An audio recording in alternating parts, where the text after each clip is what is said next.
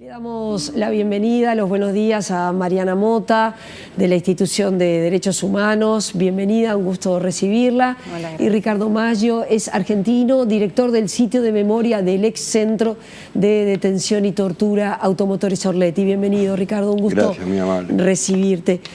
Mariana, hoy se inaugura en este día tan especial, emblemático, 45 años del golpe de Estado de 1973, el primer sitio de memoria. Y antes de arrancar, usted me decía, bueno, es toda una responsabilidad para nosotros. Sí, justamente. Primero porque es el primer sitio recuperado del Uruguay, o sea, un sitio que está en manos de acceso al público para difundir lo que ocurrió ahí, en un lugar emblemático como es esa casa que ahora es sede de la institución, y compartir la responsabilidad de lo que es la función de la institución con un sitio de memoria es una responsabilidad en sí mismo, pero también la apertura de este sitio, empezar a difundir lo que ahí ocurrió específicamente en un lugar donde fue la sede del Servicio de Información de Defensa, un organismo que dirigía las operaciones represivas en tiempos de dictadura, tanto dentro del país como fuera. Lo que ocurrió con esos uruguayos, con ese grupo de uruguayos que fue trasladado en forma clandestina, antes de haber pasado por Automotores Orletti, y estar secuestrados en ese lugar, lo que después ocurrió una difusión de una historia falsa de su permanencia y su motivo de estar en Uruguay. Es importante ese relato, pero enmarcado en lo que era Uruguay en ese momento y en lo que era América en ese momento, ¿no? Las diferentes dictaduras coordinadas en la persecución de personas, de opositores, que se fue extendiendo. Primero fueron como los opositores políticos, después también los sindicales, después los sociales, o sea, todo aquel que no estuviera de acuerdo con el régimen era opositor. Entonces, es empezar a difundir la historia reciente del Uruguay, o pasado reciente, tal vez no tan reciente, pero sí reciente en el sentido de que se conoce poco. Y es una responsabilidad claramente, son muchas visiones que tenemos de esa época, y es mucho lo que no se conoce. Entonces, este sitio lo que pretende, bueno, es dar el relato específico de lo que pasó en ese momento, en esa casa, en ese tiempo, pero también que sea como un disparador para que se conformen otros sitios de memoria que también se precisan en Uruguay. Bueno, tú hablabas del proyecto de ley, de la ley de sitios, que todavía tiene media sanción, pero que esperemos que se concrete como ley, pero también para empezar a generar otras discusiones a partir de ese relato que se hace en esa casa, ¿no? Ricardo, hoy funciona un sitio de memoria de un lugar como fue Automotores Orletti, que fue un lugar clave para lo que fue la coordinación de la represión en el continente. Por allí pasaron no solo argentinos, lo que siempre decimos, uruguayos, chilenos, bolivianos, paraguayos, y es interminable la lista de latinoamericanos que pasaron detenidos, torturados, asesinados, desaparecidos en ese lugar, ¿verdad? ¿Es así? Sí, en realidad por Automotores Orletti pasaron alrededor de 300 personas.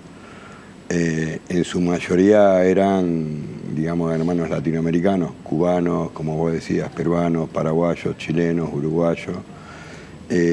Fue específicamente base del Plan Cóndor, con lo cual Orletti adquiere, digamos, una importancia en la recuperación si bien en la Argentina hay otros centros recuperados que fueron bases militares o comisaría, digamos, el único lugar recuperado en función de lo que fue el Plan Cóndor en América Latina, con lo que lo hace, digamos, de una importancia también, si se quiere, no solamente material y como prueba de la existencia del campo, sino también de las prácticas genocidas de las dictaduras militares de la región en ese momento, ¿no?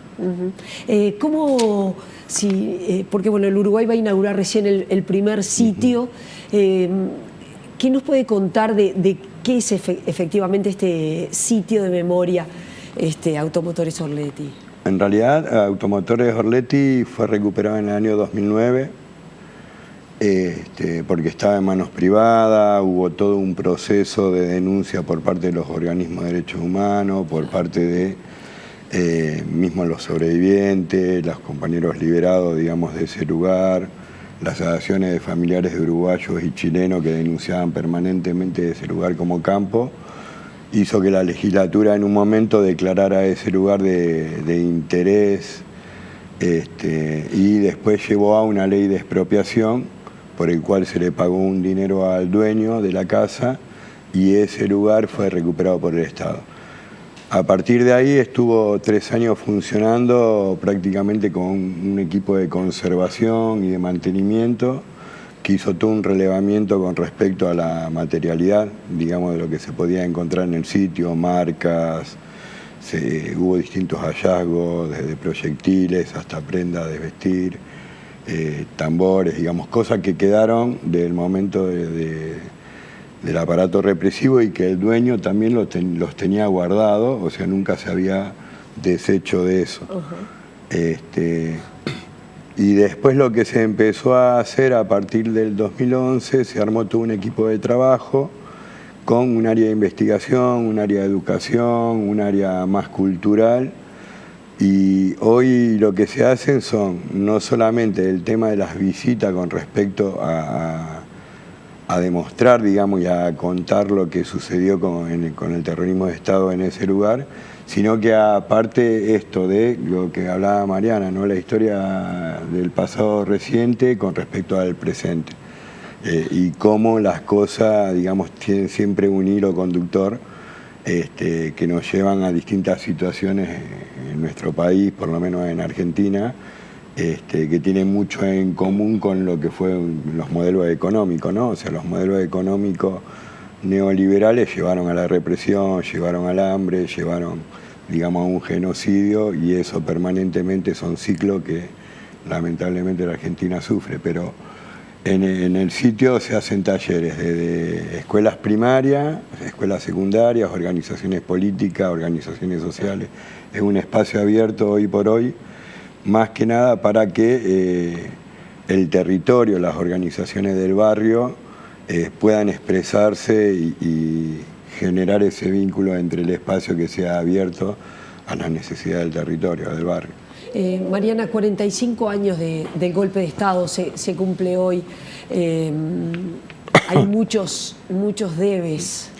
Hay muchos debes, hay mucho por contar todavía, mucho que las generaciones nuevas y las no tan nuevas no conocen de lo que pasó en el Uruguay, de cómo se llegó al golpe, o por lo menos del tiempo antes del golpe. Siempre se habla desde el 27 de junio como el día del golpe, de disolución de las cámaras, efectivamente, pero iba en una decadencia paulatina de protecciones, de garantías a los derechos desde antes, ¿no? Incluso la línea de tiempo que se presenta en la institución, en este sitio, principia en el 66, como una forma de decir, bueno, empecemos de un tiempo atrás para ir contando cómo esto fue decayendo, cómo se van generando las condiciones para que después termine en un golpe de Estado.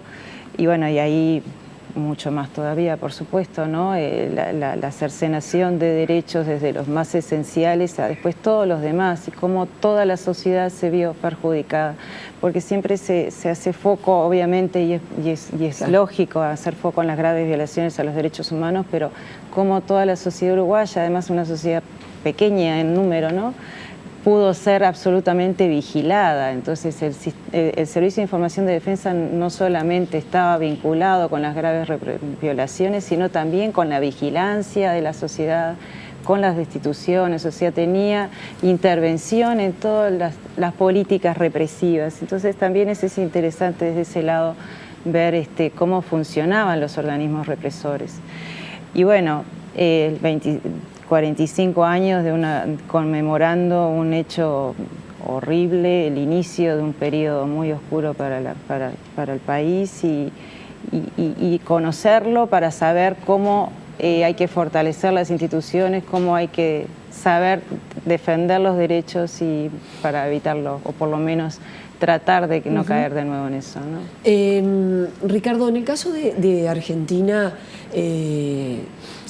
o por lo menos así se considera en el Uruguay, por parte de las personas expertas, que en Argentina se acercó más a la verdad y a la justicia que lo que se acercó a Uruguay. Creo que hay un consenso, Mariana me hace que sí con la cabeza mientras yo te estoy preguntando, pero lo he preguntado muchas veces.